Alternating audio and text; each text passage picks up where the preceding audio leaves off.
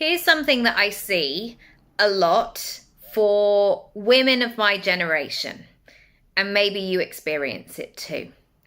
We were all taught to be nice, to be appealing, to share, to be accommodating, to be flexible, and being who what the situation required of us. And in doing that, what we would end up doing is almost blending ourselves out and not wanting to upset everybody. And we were fantastic at being chameleons and bending and shaping ourselves depending on whatever the situation required of us. And what happens is, if we do that with our goal, if we do that with our vision, it begins to not be quite what we wanted it to be, or it begins to feel separate from ourselves.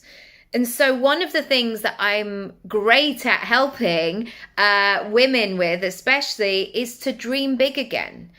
And I know that that sometimes evokes other feelings, because it's like, dream big, like what do I have to do, because I've got to do 2 school runs today, so I can't be here, there and everywhere.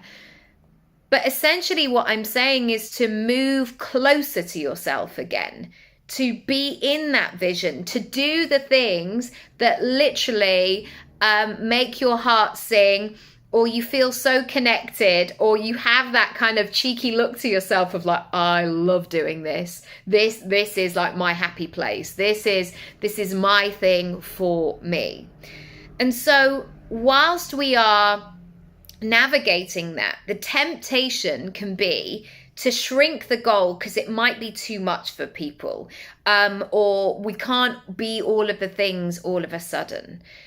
And I want to ask you today, how much energy is that taking? How much energy is that taking away from the energy that you need to make this vision come to life, or to just have it for yourself, or to have excess energy? Can you imagine? Excess energy that you can call on whenever you need it.